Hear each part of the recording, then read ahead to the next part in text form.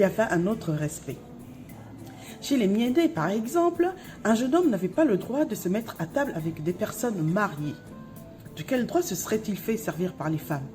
Il ne savait pas la valeur d'une femme, ce qu'il faut faire pour la soigner, pour la garder. Il devait attendre et apprendre. Quand le ticket impôt était trop lourd pour une femme célibataire ou stérile dans les villages, celles qui avaient plus de 4 enfants et qui étaient donc exemptées, leur passaient des marmots en sous-main. L'administrateur n'y voyait que du feu. Aux hommes, le biti, aux femmes, le ndjembé. Cette société avait un rôle éducatif. Éducation sexuelle, certes, d'où les danses que les premiers voyageurs avaient décrites comme lascives, voire lubriques. Éducation ménagère. La jeune fille apprenait à garder les secrets. Enfin, comme les femmes savent tout, dans les familles, le ndjembé pouvait aider la justice de façon anonyme, rétablir la vérité ou contribuer indirectement à faire démasquer un coupable.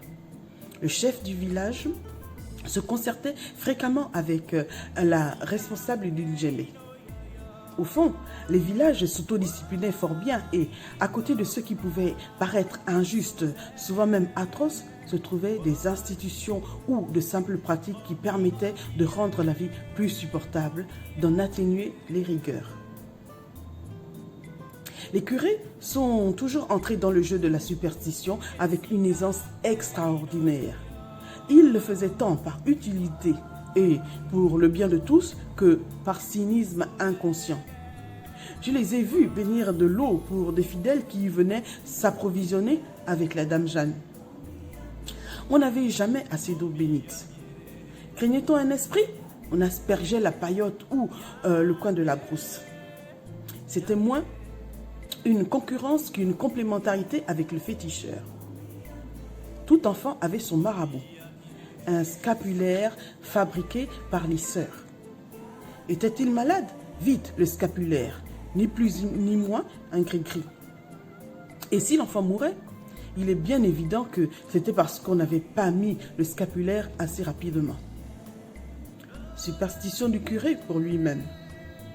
Monseigneur Walker, donc il s'agit de André Rapoda Walker, un métis, était si adulé qu'on ne cessait de lui dérober ses tennis. Non pour les lui voler, par dévotion. Chaque fois qu'il venait à ACV, le bon prélat pouvait être sûr de repartir pieds nus, ce dont il s'accommodait de bonne grâce.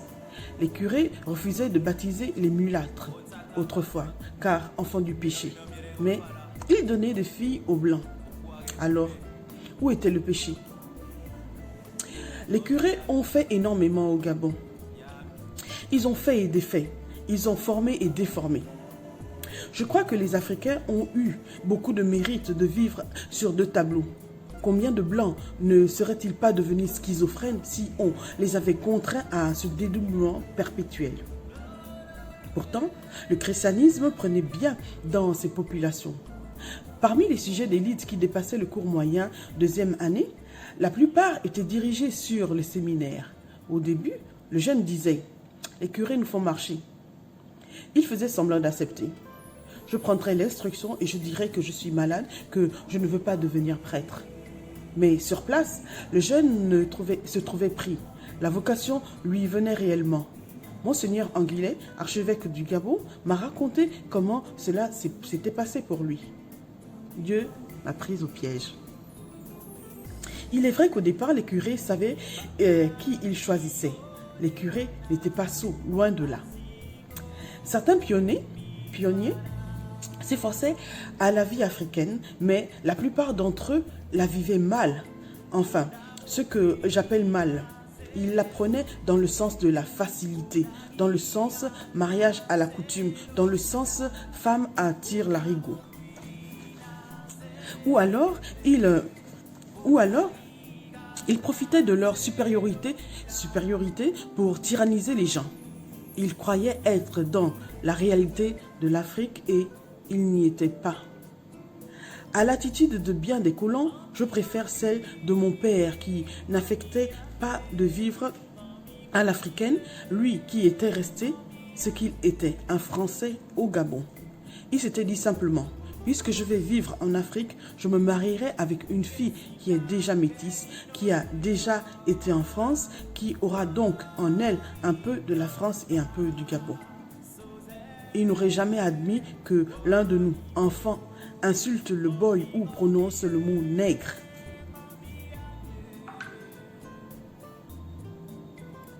Lorsque l'on m'a baptisé, j'ai eu pour parrain un vieux catéchiste Bapoun. Cet homme s'était présenté à ma mère en disant « Je veux être le parrain de cet enfant ». Normalement, ça aurait dû être l'oncle Pierre. Celui-ci a accepté de s'incliner. On a répondu au catéchiste « Puisque ta conviction est forte, c'est d'accord, tu seras le parrain ». Ainsi, je suis devenu le fiel d'Ignace Moussavou, à qui je n'ai cessé de rendre visite par la suite. Plus tard, je lui ai présenté ma femme et mes enfants.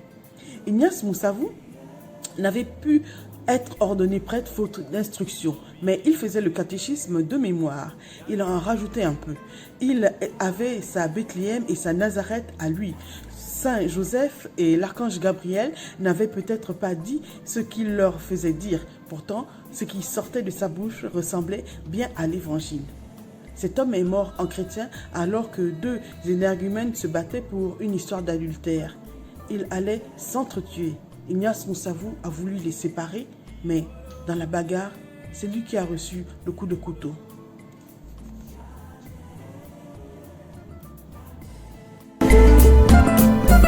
Ah,